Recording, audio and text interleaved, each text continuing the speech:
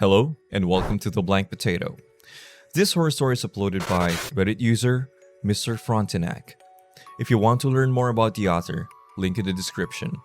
And the title of the story is Heroin is a Hell of a Drug.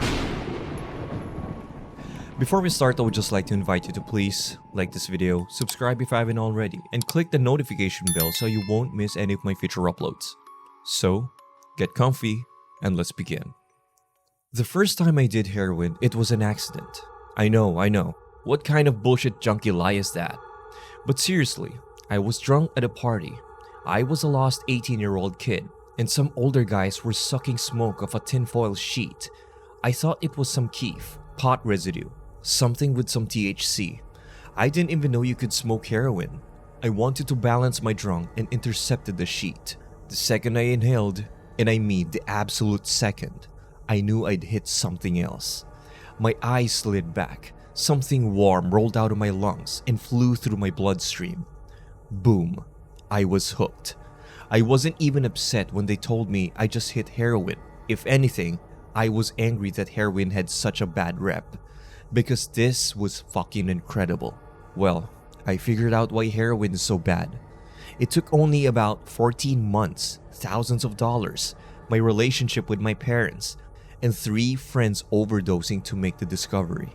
After one particular brutal low, where I emptied my little sister's purse in order to buy a bag, the camera zoomed out and I saw my pathetic life for what it was. I knew I had to change before I became some street walking zombie. I was still young enough to not just get my shit together, but live a totally normal life. I looked up recovery meetings on my phone and set out to go to one the very next night. I took the bus past the cemetery where I noticed several cop cars were parked at the gates with their light whirling. It wasn't super strange. Our city lacked green space and people used the sprawling cemetery as a park. They jogged, walked their strollers, and even drank where a few picnic tables were set up. Sometimes there was trouble with all the people coming and going there, and by the time I got off the bus, my mind was elsewhere.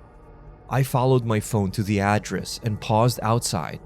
My phone had taken me to a blonde brick building. From the looks of it, I suppose it was probably once a school. Now, in faded letters stenciled on the brick it read, "The Center for the Road to Recovery." I opened the door and went into the hallway. It still smelled like a school. Pencil shavings and ammonia cleaner. The lights were on in one of the old classrooms, and I peeked in. People were mingling outside a ring of folding chairs. One caught my eye and gave me a wide smile. "Hey, are you here for AA at 8 p.m.? Oh, I'm actually looking for a Narcotic Anonymous meeting." The man pointed with the same hand that held the styrofoam cup. "That's down the hall, up the stairs, room 234. To be honest, I have no idea what he said. It's what got me into this mess in the first place. I don't remember. I didn't exactly understand his directions, and being socially awkward, I didn't ask him to repeat himself. I smiled and gave a little wave. The building was big, but there couldn't be too many meetings to choose from. Every other classroom I walked by was dark. When I reached the staircase, I must have blanked and went to 3rd floor, not the 2nd. When I left the stairwell, I noticed the hall lights were off. I saw a closed door at the end of the hallway, and its sole window glowed yellow. I walked towards it, my sneakers screeching on the marble every few steps. I thought I heard my footfalls echo behind me, but the cadence was wrong. I spun around and swore I saw a shadow dart into a classroom. It could be a hallucination, a trick of the mind. After all, I hadn't been high in almost a day, and the withdrawals would be starting any time now. Painful, sweaty hell awaited me. I picked up my pace to the door with the light, and as soon as I could see through the glass, I noticed everyone in the room was already staring at me from their folding chairs. Suddenly, a face swung in front of the window to inspect me. One eye bulged and looked me up and down. The face disappeared, and the door slowly opened. "Can we help you?" Hi, my name's Jack. I was told to find by Jack. I was pulled inside and patted on the back. "Oh, you scared me for a second. We don't get many visitors to the third floor. You know, your uncle told us to expect you, but that was last week. We're glad you changed your mind. It's not easy to get help. Now, don't be nervous. We love newcomers. The more of us there are, the more normal we feel." "My uncle?" I tried to correct him, but the man was too excited to see me. I couldn't get a word in. "I'm Marshall," he said, pointing at his chest.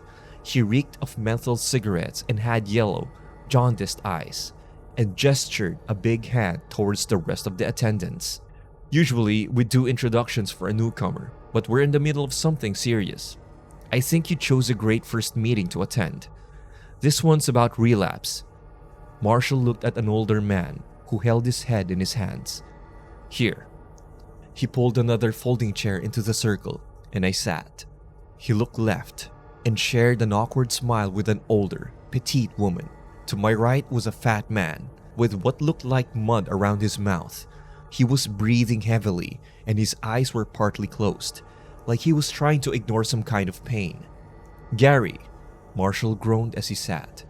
"You mind continuing?" The older man who had been holding onto his face suddenly sat back straight and wiped his nose. "Well, as I was saying, I thought Greta wasn't going to be home until the next day. You know how dangerous that is. No one home, no one to judge. We get the house to ourselves.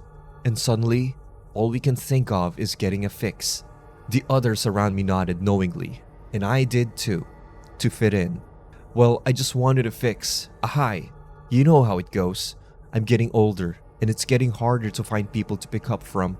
But there's little in this world that can stop a fiending addict from finding a fix. And the next thing I know, I'm in my living room, deep in a bag. My wife did get home on time. She wasn't even early. That's how screwed my sense of time became. She found me all messy in the morning and she..." He shook his head and his voice cracked as he began to cry. "She left me. I was clean for 7 fucking years. One relapse and she left me. She said she couldn't live with the fear of having a husband who might always go back to his old habits." I was getting secondhand sadness for this guy. It was miserable to watch, but suddenly, everything changed. I mean, it was evil. He was so young, but I'm too old to go after an older boy. I brought my head back in surprise, and the people I was seated next turned to look at me. I pretended to act natural.